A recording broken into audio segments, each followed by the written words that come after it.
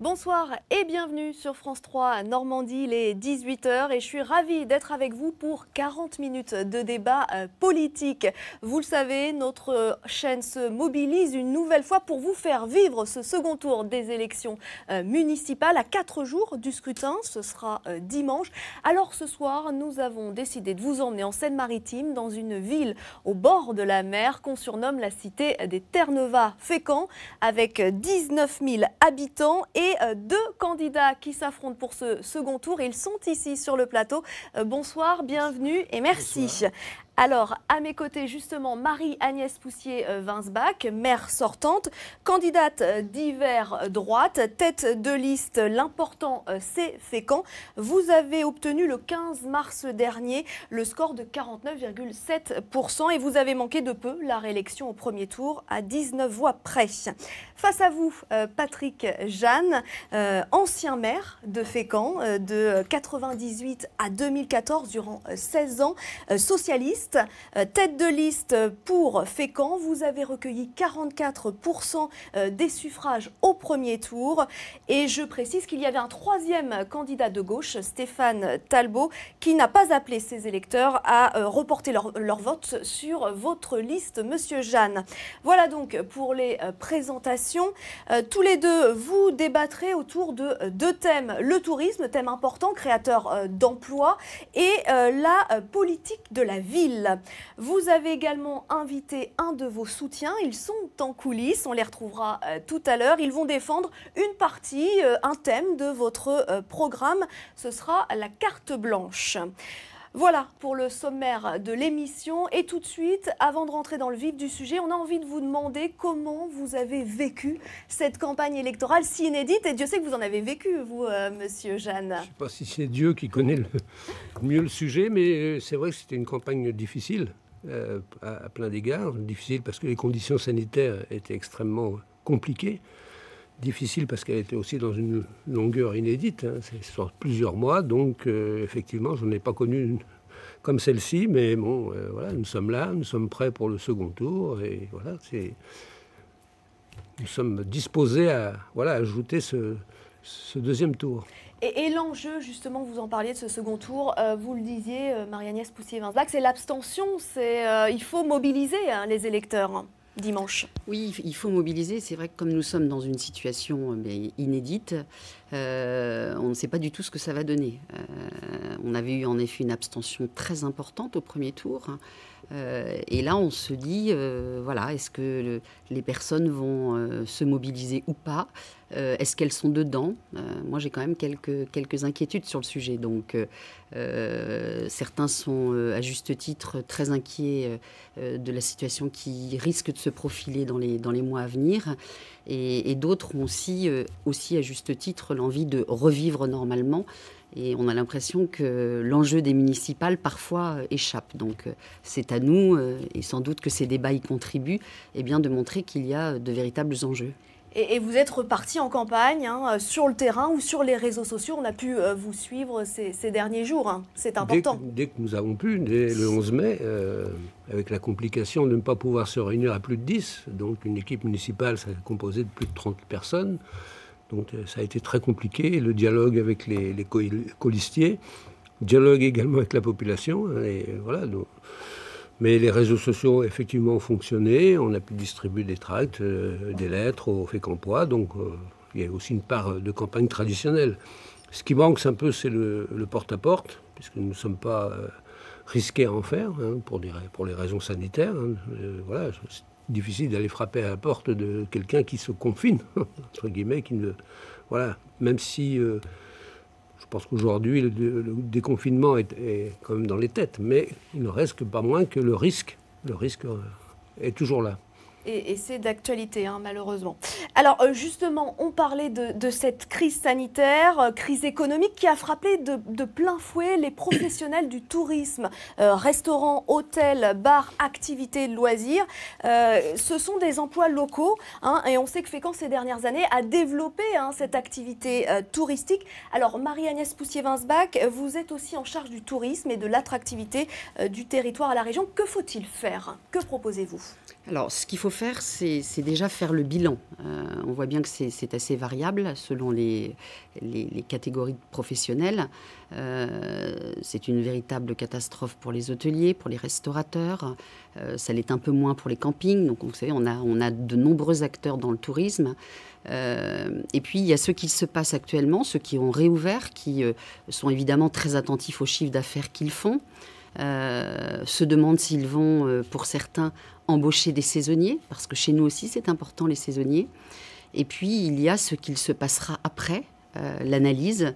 Et la crainte qu'on peut avoir, c'est qu'en effet, certains aient repris leurs activités aujourd'hui, mais que l'année prochaine, la situation soit beaucoup plus difficile, parce que le chiffre d'affaires qui a été perdu entre mars, avril, mai, et parfois même encore jusque juin, eh bien, celui-ci, il est perdu définitivement. Donc, on a un certain nombre d'outils. On a créé une commission lors de laquelle on a pu exprimer les outils que nous avons. Les droits de terrasse, par exemple, on a été extrêmement attentifs et on continue à l'être à toutes les demandes, comme ça se fait en effet partout, pour que ce qui n'est pas possible à l'intérieur puisse se faire à l'extérieur. Et bien évidemment qu'il ne faudra pas prendre de droits de terrasse ni de droits de voirie pour tous ces professionnels. Il nous faudra, puisque vous le disiez, Fécamp est devenu très attractive, il nous faudra aussi être en capacité, sans doute avec le comité régional du tourisme, de relancer des campagnes de promotion. Mais ça, on sera dans un deuxième temps, quand la crise sera vraiment passée. Et là, je crois qu'on est encore totalement plein dedans. Le tourisme, c'était important, c'était une carte de développement pour la ville de Fécamp. Quand vous étiez maire d'ailleurs, vous aviez lancé ce projet de musée des pêcheries. C'est toujours le cas? C'est des emplois, la clé? Oui, mais je pense que les Fécampois sont les premiers touristes. C'est-à-dire qu'il faut améliorer effectivement la ville, notamment les infrastructures, l'accueil, mais il faut que ça convienne aussi aux Fécampois. C'est un équilibre à trouver.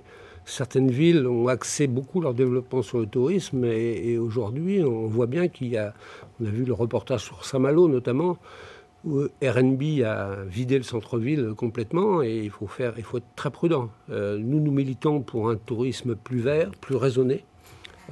Fécamp a aujourd'hui une notoriété incontestable.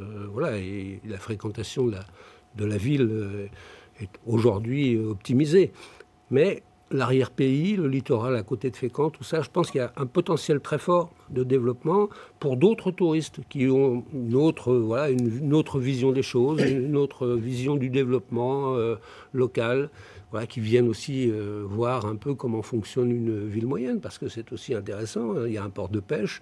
Ils sont très heureux de voir des bateaux qui retournent de pêche.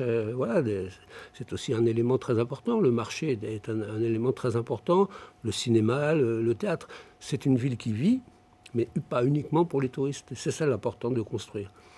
Et il y a encore beaucoup de choses à faire pour développer le tourisme à Fécamp. Alors moi, je partage l'analyse de M. Jeanne sur notamment la nécessité de travailler. C'est ce que nous faisons au sein de l'agglomération. C'est ce que nous faisons aussi au sein de ce qu'on appelle l'opération Grand Site. Et donc, ce sont 13 communes du littoral qui ont décidé de travailler pour faire en sorte que les flux soient les plus précautionneux par rapport à l'environnement. On voit bien qu'à Étretat, il y avait des milliers et des milliers de personnes, des millions même, de personnes qui arrivent. Et comment est-ce qu'on arrive à réguler ces flux et comment est-ce que ça profite à l'ensemble du territoire? Parce que vous le disiez tout à l'heure, en effet, le tourisme, ce sont des emplois qui sont non délocalisables. Donc, d'où l'attachement et d'où la brutalité aussi de l'arrêt que nous avons vécu, notamment avec des étrangers, puisque l'authenticité du territoire et l'histoire que l'on raconte J'ai souvent l'habitude de dire qu'en Normandie, on a à peu près 2 villes qui sont équivalentes. On a Granville et Fécamp. Fécamp et Granville ont une histoire à raconter, notamment avec la mer, avec les Terre-Neuva, et on vient nous voir pour ça. Alors on a les touristes, mais on a aussi demain, à mon avis, un enjeu extrêmement important, c'est que cette crise, elle vient de nous montrer à quel point un grand nombre de personnes qui vivaient dans des très grandes villes ont envie aujourd'hui d'aller vivre dans des villes moyennes, et notamment parce que le télétravail s'est développé et qu'ils se disent que peut-être ils peuvent revenir chez nous. C'est peut-être un atout sur lequel on doit miser, parce qu'en effet, on est une ville moyenne avec un grand nombre de services publics. On peut aller à l'hôpital public, on peut aller à la clinique privée, on peut aller dans des écoles en ayant également le choix. On a un grand nombre d'associations, puisqu'on a plus de 200 associations. Et donc, bref, je crois qu'on a une vraie carte à jouer. On a perdu des habitants depuis une quinzaine d'années, une vingtaine d'années, quasiment comme toutes les villes moyennes de France, voilà, ou même les grandes villes. Aussi, oui. Et je crois qu'aujourd'hui, on a un vrai atout. Le développement de la fibre est un plus, parce que, évidemment, quand vous travaillez en télétravail, il vous faut avoir des moyens de communication importants. Patrick, Jeanne, derrière tout ça, c'est la question de l'emploi. On sait qu'à Fécamp, il y a un taux de chômage élevé, 10,4%. Qu'est-ce qu'il faut faire pour soutenir, pour développer l'emploi à Fécamp ? Je crois qu'il faut un retour au local. C'est-à-dire que ce qu'on a vu d'ailleurs dans le Covid et dans la crise, c'est qu'on est attaché au local. On est attaché au commerce local, on est attaché à faire fonctionner les petits artisans locaux. Il faut revenir à cette attractivité du local. Les emplois sont là aussi. Je rappelle que Fécamp compte plus de 20% d'emplois dans le commerce. C'est au-dessus de la moyenne départementale. C'est-à-dire que c'est un secteur très important. Moi, je constate qu'il y a malheureusement des commerces qui sont fermés. Alors, ça ne date pas d'aujourd'hui, mais il y a une attractivité commerciale à retrouver. En centre-ville particulièrement. Il faut écouter les commerçants. Ils disent aussi que, par exemple, aujourd'hui, on pourrait très bien créer une plateforme Internet sur Fécamp, c'est-à-dire avec les commerçants de Fécamp, pour essayer de doper cette partie des achats qui sont extrêmement importantes. Il y a aussi tout ce qui est artisanat, c'est extrêmement important. C'est aussi la construction, c'est un domaine important. Il y a 9000 emplois sur le bassin de vie de Fécamp, bassin d'emploi de Fécamp. Donc il y a un potentiel énorme, on ne le sait pas toujours, mais il y a quand même de l'emploi. Il y a de l'emploi dans les services. Moins qu'ailleurs, mais il y a quand même l'emploi dans les services. Et puis l'industrie est forcément un peu moins. Moi, je compte beaucoup sur le projet éolien, qui est le seul projet d'envergure en Seine-Maritime industriel. C'est un projet industriel. Je compte beaucoup sur ce projet. Avec une base de maintenance, avec une base de maintenance, sur le Grand Quai, juste derrière nous le musée des avons pêcheries. arraché, honnêtement, avec Estelle Grolier à l'Europe et moi-même à la ville. On l'a arraché, ce projet. On l'a soutenu, on l'a porté à bout de bras. Et aujourd'hui, il devient une réalité. Après tant d'attentes. Alors oui, il sera opérationnel en 2023. On parle de 71 éoliennes, un parc offshore. Ça, c'est une bonne nouvelle pour l'emploi à Fécamp. Oui, c'est pour ça qu'en effet, à l'unanimité, l'ensemble des élus à l'époque, bien au-delà de Fécamp, puisque ça comprend aussi toutes les communes du littoral, étaient complètement d'accord en dehors des partis politiques. Monsieur Jeanne l'a dit, c'est un projet qui a duré 10 ans, donc vous avez eu des gouvernements très différents qui... En effet, chacun a apporté leur part dans ce projet. C'est un projet important pour l'emploi. C'est important parce qu'une centaine d'emplois sur la base de maintenance. Et c'est aussi important parce que les 1600 emplois qui doivent être créés au Havre, eh bien, il faut que les Fécampois puissent aussi être totalement partie présente. Et donc, nous devons travailler sur notamment les formations. On a un peu de mal aujourd'hui à avoir clairement des indications sur quel type de personnel ils auront besoin. Et ça, alors je trouve que c'est vraiment... Ça a déjà commencé, puisqu'au lycée de Fécamp, il y a déjà une formation. Oui, mais ça, c'est fait pour la base de maintenance, notamment pour la maintenance des éoliennes, pour la construction des éoliennes, c'est autre chose. Et là, on doit vraiment, je trouve, j'espère tirer notre épingle du jeu. Il y a eu, il y a une quarantaine d'années, l'usine Renault qui, en effet, permettait à un grand grand nombre d'habitants de tout le territoire de travailler, nous devons aussi évidemment pouvoir avoir des Fécampois qui vont aussi aller travailler là-bas.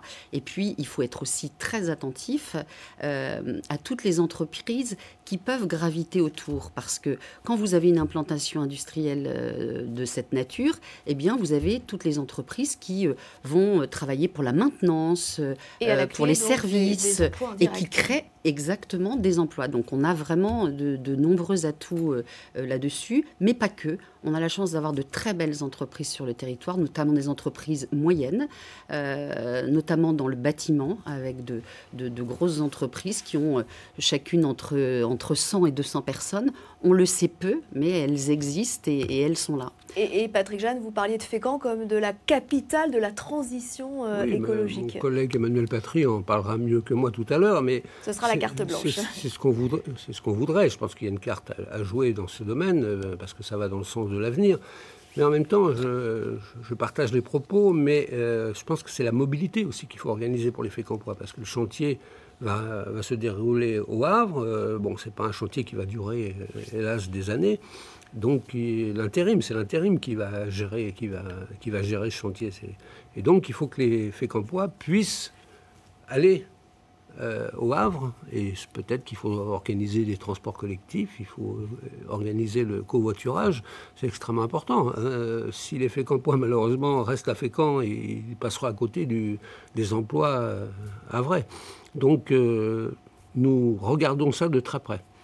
C'est pas que, pardon, si vous permettez, c'est pas que pour la construction que c'est important. Enfin, moi, je pense, en effet, pour la construction du bâtiment, ça l'est, et on peut y contribuer, vous le disiez, notamment par des emplois en intérim. Mais derrière, il va y avoir de la vraie création d'emplois avec ces 1600, et on doit pouvoir arriver à avoir des Fécampois qui vont y travailler de façon pérenne.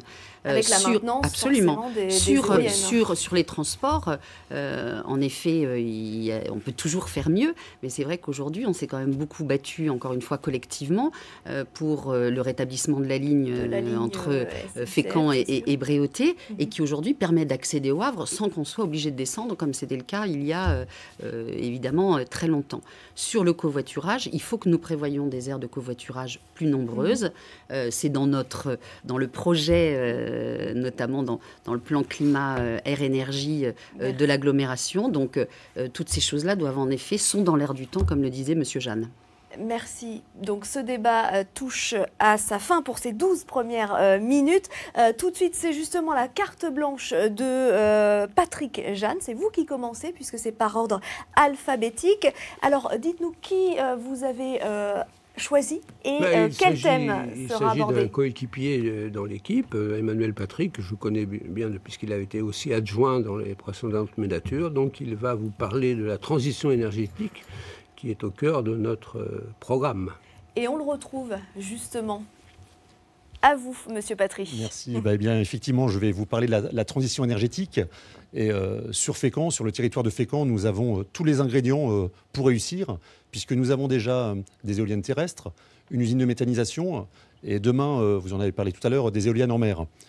Je pense qu'il faut absolument capitaliser sur cet atout, et que de nombreuses villes, d'ailleurs, aimeraient avoir à notre place. Pour moi, l'implantation des éoliennes en mer est vraiment c'est une opportunité pour travailler notre projet de territoire d'une manière beaucoup plus globale. Et nous devons nous en servir comme un effet de levier dans le cadre du développement touristique, économique, mais aussi en termes d'image. Dans les semaines ou les mois qui viennent, les projecteurs vont se braquer sur Fécamp. Et encore faut-il l'anticiper et accompagner cette mise en avant auprès des touristes, auprès de nouveaux Fécampois potentiels, mais aussi auprès des investisseurs. Donc voilà, l'idée, c'est bien de fédérer autour d'une idée qui est de faire de Fécamp une capitale de la transition énergétique. C'est bien de fédérer autour d'un projet. Et pour aller plus loin, nous proposons de faire un plan solaire à l'échelle de l'agglomération. L'idée, c'est bien sûr de réduire la facture énergétique. Donc nous, ce que nous proposons, c'est avec les maires qui seraient volontaires, les maires de l'agglomération, c'est bien de faire un état des lieux des bâtiments publics ou des espaces publics qui seraient disponibles à recevoir ce type de matériel. Nous connaissons un certain nombre d'entreprises ou industrielles qui cherchent justement du foncier ou des bâtiments sur lesquels investir. Et comme l'argent public est quand même de plus en plus rare, l'idée, encore une fois, c'est pourquoi pas d'aller chercher du financement participatif avec les différents porteurs, les différents acteurs du territoire.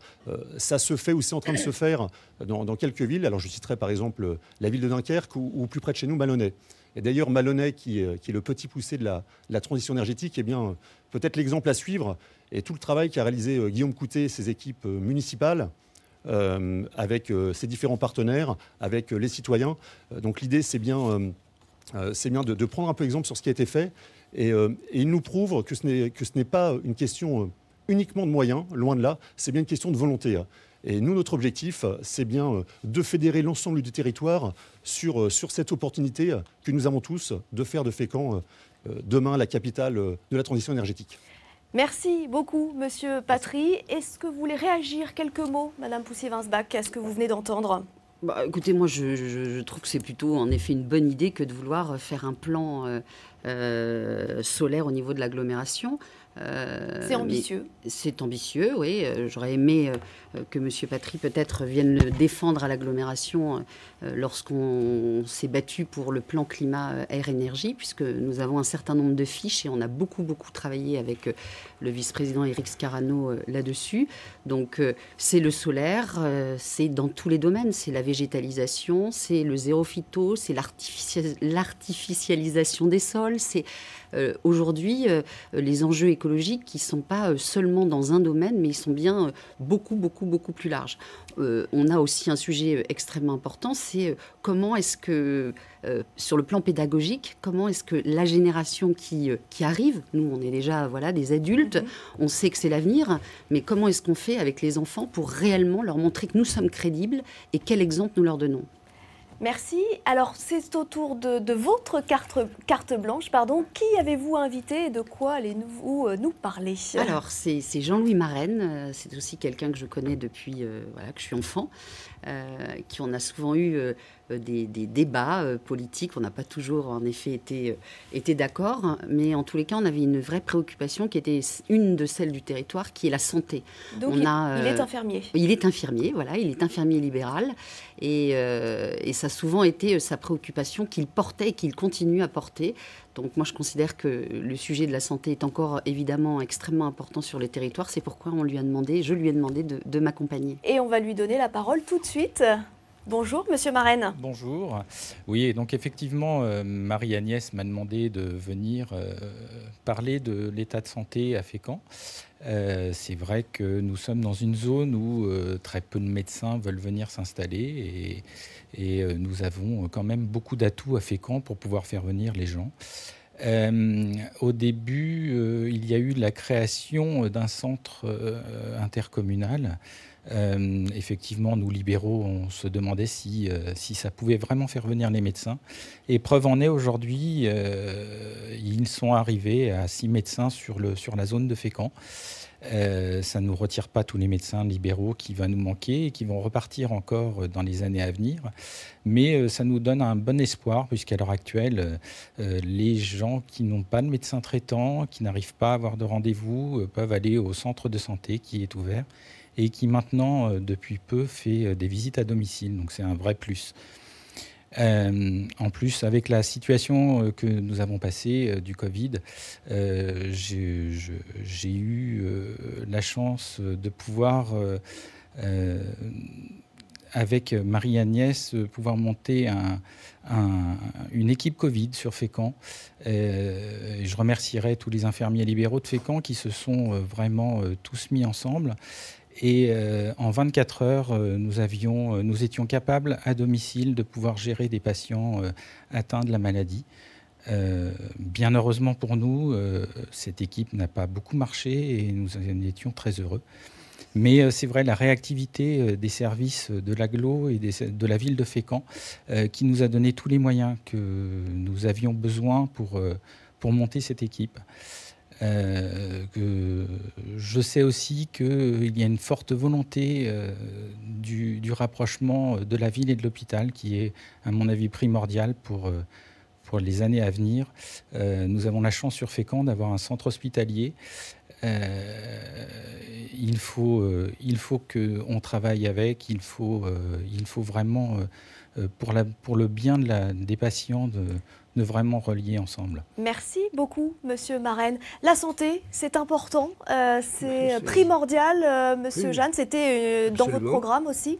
C'était d'ailleurs, Jean-Louis Marraine a rendu hommage à l'équipe précédente qui a mis en place ce centre de santé, donc avec la communauté de communes à l'époque. C'est une idée que nous avons eue de pouvoir salarier des médecins, parce que nous savions que le secteur privé n'était pas très porteur à Fécamp. Nous avons eu dans nos soutiens une médecin qui vient de s'installer à Fécamp, et elle le dit clairement, c'est une question d'attractivité de la ville. Il faut que la ville se rende beaucoup plus attractive pour recevoir des médecins. On perd des habitants, c'est un constat, et ça n'engage pas effectivement des médecins à s'installer quand ils voient qu'une ville perd des habitants. Donc c'est aussi un sujet, un vrai sujet, cette perte d'habitants. Je pense qu'il va falloir mener des politiques de reconquête, notamment des logements vacants. Des maires ont fait des opérations intéressantes immobilières, en reprenant les logements vides, en les rénovant au plan énergétique, et après en les remettant soit à la location, soit à la vente. Et ça fonctionne. Je connais des villages ou des petites villes qui ont doublé leur population rien que par ce dispositif. Et on se sert aussi, bien sûr, des emplois d'insertion pour rénover. Alors moi, je suis favorable depuis longtemps d'ailleurs, mais on n'a pas encore plus le temps de le mettre en place, une agence immobilière sociale, ça existe dans d'autres villes, qui peut gérer ce type de reprise en main des logements vides. C'est ça une des vraies questions, parce qu'il y a du potentiel dans Fécamp. Quand vous vous promenez, on voit bien qu'il y a des secteurs où on peut reprendre un certain nombre de choses. Merci. Alors, place maintenant au deuxième thème de cette émission sur la politique de la ville. Comment imaginez-vous Fécamp pour les 6 prochaines années? Et est-ce que la crise finalement du Covid a changé les choses, vos priorités pour la ville? Marie-Agnès Poussier-Winsbach, vous parlez forcément de relance économique. Il va falloir aussi un moment? Alors, je vous dis, pour moi, il y a vraiment 3 temps. Il y a l'urgence, parce que je suis désolée, sur le plan économique, on est encore dans l'urgence, on n'est pas encore sur la reprise.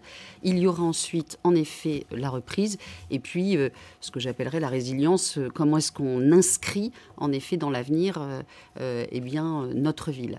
Alors évidemment, on le disait, sur le plan économique, on doit être extrêmement attentif à ce que nous avons. Le portrait que vient de faire Patrick Jeanne sur des logements vacants, on a beaucoup travaillé là-dessus, donc il y a moins de logements vacants aujourd'hui qu'il y en avait il y a 6 ans, puisqu'on a poursuivi en effet une opération de rénovation de l'habitat qui existait. On bénéficie de fonds de l'État pour ce faire. Et la rénovation énergétique, elle est aussi financée. On passe régulièrement à chaque conseil municipal des subventions pour les personnes qui bénéficient aussi d'un accompagnement. Le sujet que nous avons notamment en centre-ville, c'est que vous avez souvent les commerces en bas et les logements à l'étage sont vides. Donc on ne va pas virer les commerces pour que l'on puisse habiter à l'étage. Il y a des solutions parfois qui se profilent et c'est vraiment un travail en revanche de fond. Sur les urgences, il y a en effet l'urgence économique, il y a l'urgence scolaire. Moi, je suis inquiète des décrochages. On va faire un point, je l'espère très vite, avec l'ensemble des directeurs d'école pour savoir ce qu'ils ont pu constater avec la reprise le 22. Et je pense qu'il faut vraiment qu'on mette en place des actions à l'égard des jeunes, des écoliers, parce que c'est un sujet qui vraiment me préoccupe. Nous aurons aussi sur le plan social, on a vu que la crise qui du jour au lendemain s'est abattue, pour repérer les personnes vulnérables, on n'était pas obligatoirement au top. On a sollicité les voisins, les amis, mais mais on sait très bien que malgré tout le travail qui a été fait de portage à domicile, d'appels quotidiens aux personnes, etc., il y a sans doute des personnes qui sont restées seules. Donc on a des urgences de cette nature qui doivent être prises en compte. Et puis ensuite, la reprise. Et la reprise, là, je partage aussi l'analyse de ceux qui pensent que nous devons, avec et le tourisme et l'attractivité verte, eh bien, avoir de vrais atouts. Il faut réinventer le Fécamp de demain. C'est dans votre programme? Oui, je pense qu'il faut faire preuve d'imagination parce que si on reprend les solutions d'hier pour les appliquer à demain, je pense qu'on va droit vers un échec retentissant. D'ailleurs, moi, quand j'écoute les dirigeants de la droite dire il faut travailler plus et gagner peut-être moins, je pense que c'est des messages qu'on a déjà un peu entendus et que ce n'est pas du tout, à mon avis, le sens qu'il faut prendre. Il faut changer d'économie, il faut une économie plus solidaire, plus circulaire, c'est-à-dire prendre des modèles peut-être moins connus, peut-être plus modestes, mais en même temps qui existent. L'économie sociale et solidaire, ça existe dans nombre d'endroits. Ça existe à Fécamp d'ailleurs. Ça existe à Fécamp, oui. Qui a donné ses preuves. Alors vous dites, on fait beaucoup. Moi, le propos, c'est de dire, mais encore faut-il être efficace. C'est-à-dire que les politiques qu'on met en place, il faut qu'elles aient une bonne portée. Il faut qu'elles aient. Alors, aller dans tous les sens. Mais je pense qu'à un moment donné, ça trouve ses limites. Il faut cibler ces politiques et montrer qu'on est un territoire d'avenir. C'est-à-dire que maintenant, aujourd'hui, la crise, je ne dis pas qu'elle est derrière nous, sanitaire, pas du tout, mais économique, effectivement, il faut, je pense, réduire d'échelle. C'est-à-dire que la politique des grands projets, à mon avis, dans une ville comme Fécamp, il faut savoir baisser un peu, disons, les ambitions. Il y a moyen pour faire travailler les artisans locaux, de faire des marchés publics un peu plus réduits.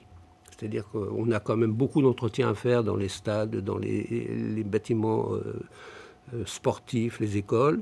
Il faut que ces marchés-là, on puisse arriver à un moment donné, peut-être en les morcelant, peut-être en les réduisant, mais à relocaliser l'accès. C'est le cas aujourd'hui, Monsieur Jeanne. Ce sont les agents de la ville qui font ça. C'est un débat, Monsieur Jeanne. Non, je pense qu'on est dans une vision, chacun la vôtre. Moi, je n'ai pas la même vision. Encore une fois, je l'exprime.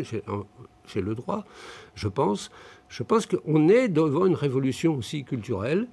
Hein, l'écologie, voilà, le réchauffement climatique, il est là, hein, quoi qu'on le dise. Donc il faut qu'on ait une politique qui prenne en compte tout cela, beaucoup plus équilibrée.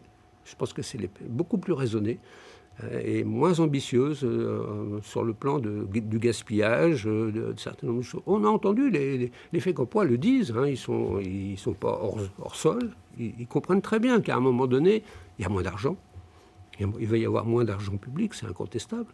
Voilà, il faut savoir réduire un peu les choses. Et ça serait quoi votre première mesure en tant que maire? Première mesure économique? Oui. Les transports gratuits. C'est-à-dire que moi, j'ai lancé il y a 20 ans les transports gratuits pour les jeunes sportifs de Fécamp. Je m'étais aperçu que voilà, les transports étaient assurés par les parents, donc il y avait une inégalité sociale. Tous les parents n'avaient pas une voiture confortable et en état. Deuxièmement, le fait de les faire transporter par autocar, ça faisait une sécurité et ça faisait de l'emploi. Puis en fait, il y avait moins de consommation, puisqu'un autocar consomme moins que 20 voitures ou 30 voitures. Donc ça, c'était une mesure écologique il y a 20 ans, vous voyez, mais qui avait avec le socle social, hein, des inégalités. Il faut aller vers ça. Le transport gratuit, ce n'est pas une lubie. C'est une volonté de développer le transport sur Fécamp, parce que dans toutes les villes où ça a été tenté, le transport gratuit, ça a fonctionné. Et puis je pense que c'est parfois un frein aux études. Je ne sais pas si vous avez vu le reportage du jeune qui dit moi j'étais suivre des études au Havre, je devais me lever à 4 h du matin, prendre un train à 6 h et je rentrais chez moi à 22 h. Vous parliez de décrochage, il a décroché au bout de 2 mois. Il a décroché avec des conditions qui ne sont pas bonnes. Voilà. Sur le décrochage, moi, encore une fois, j'étais ancien pédagogue, on l'a voulu, le décrochage. Quand on n'a pas rendu le retour à l'école obligatoire, quand on laisse aux parents le soin de choisir, ce n'est pas aux parents de choisir. Votre première mesure, Marie-Agnès Poussier-Winsbach, si vous êtes élue? Maire. Pardon, mais comme c'est un débat, il y a quand même des choses. Vous vouliez revenir à quel sur... moment l'école n'est pas obligatoire? L'école, elle est obligatoire depuis lundi. Depuis lundi, mais pas avant. Ah bah non, Bah avant. oui. Mais elle est bien obligatoire, en effet, depuis lundi. Et ça n'a pas été simple, quand nous, on a géré, en effet, des agents, de faire en sorte que tout le monde puisse revenir, parce que vous connaissez les freins qu'il pouvait y avoir aussi, les peurs que pouvaient avoir certains. À cette mesure, si vous... Oui, mais pardon, moi je veux aussi dire que je vois puisqu'on n'est pas juste là pour échanger toutes les deux, mais encore une fois, c'est un débat. Monsieur Jeanne dit il faut qu'on aille sur des attitudes différentes, etc. Mais la première chose qu'il dit, c'est la gauche et la droite, c'est pas la même chose. Donc ça, moi, j'entends aussi dire nos concitoyens. C'est une réalité. Oui, c'est peut-être une réalité. Oui, mais en effet, ce qu'ils attendent surtout... Dimanche, c'est ça, ce sera vraiment un duel gauche-droite avec des visions différentes. Je pense notamment, puisque l'exemple type, c'est exactement ça, c'est que monsieur Jeanne vous dit il faut ralentir, etc. Et sa première mesure, c'est la gratuité. C'est la gratuité pour les transports, c'est la gratuité pour les mairies, c'est plus d'embauches. Alors là, je ne sais pas comment vous allez faire, parce que vous promettez plus d'embauches à la mairie, mais en même temps, vous êtes en train de nous dire que vous allez, pour l'entretien des écoles, pour l'entretien des stades, etc., faire appel aux artisans locaux. Donc, moi, je me demande comment est-ce qu'on peut faire ça. Moi, ce que je propose, en effet, comme première mesure, c'est ce que je vous ai expliqué tout à l'heure, les mesures d'urgence, parce que contrairement à monsieur Jeanne, je pense qu'en effet, nous sommes encore vraiment dans l'urgence sur le plan économique, et que la situation telle que nous la vivons aujourd'hui, ce ne sera pas la même dans 3 ou 6 mois, malheureusement. Donc on doit être extrêmement attentif là-dessus. Et la formation, les aides, au-delà de ce que nous pourrons faire à la communauté d'agglomération, tous ensemble sur le territoire, parce qu'il ne s'agit pas non plus d'aller se créer des concurrences entre territoires, eh bien c'est extrêmement important. Quand vous parlez de transport gratuit, vous preniez cet exemple qui en effet est touchant, de ce jeune qui a décroché. Mais ce n'est pas la ville de Fécamp qui va pouvoir aller lui payer. C'est un exemple. Ah bah oui, c'est un exemple, mais là on est sur la mesure qui en effet donc relève de la région ou parfois du département. On le sait, sur le transport, c'est extrêmement compliqué parce qu'il y a de nombreux acteurs. Peut-être qu'on pourrait se mettre d'accord sur, en effet, une idée qui serait qu'à un moment donné, il faut arrêter de se faire de la concurrence sur les territoires sur ces sujets-là. On a notamment, par exemple, pour les personnes à mobilité réduite, un vrai sujet. Et il y a, je trouve, sur la communauté urbaine du Havre, une bonne initiative qui est d'aller chercher à domicile les personnes. Donc ça, moi, je trouve que c'est un vrai plus que nous pourrions, en effet, mettre en place dans ce domaine. Patrick Jeanne, ce dimanche, c'est vraiment, vous le disiez tout à l'heure, 2 visions de Fécamp qui s'opposent, l'une gauche, l'autre de droite. Il y a un constat qui a 6 ans de gestion de droite de la ville. Bon, encore une fois, la ville a perdu des habitants, la ville a perdu des emplois. Contrairement à ce qu'on dit. On est à un taux de chômage moins important que ce qu'il était en 2014. Non, je ne parle pas du taux de chômage, je parle des emplois. Moi, je vous parle du taux de chômage. Quand j'étais en place, nous avions une moyenne qui était égale à celle de Seine-Maritime et de la région. Aujourd'hui, on a perdu au niveau de l'emploi, on a perdu 1,6 sur Fécamp et 0,7 sur l'agglo. C'est important. Merci, on a un taux de chômage moins important monsieur Jeanne. Justement, là, le temps passe. On passe tout de suite aux conclusions. C'est vous, Marie-Agnès Poussier-Winsbach. Vous avez 1 minute pour convaincre les électeurs d'aller voter, peut-être. Écoutez, déjà. Moi, ce que je voudrais dire aux Fécampoises et aux Fécampois qui nous écoutent, c'est que l'important, c'est Fécamp. C'est le nom de notre liste.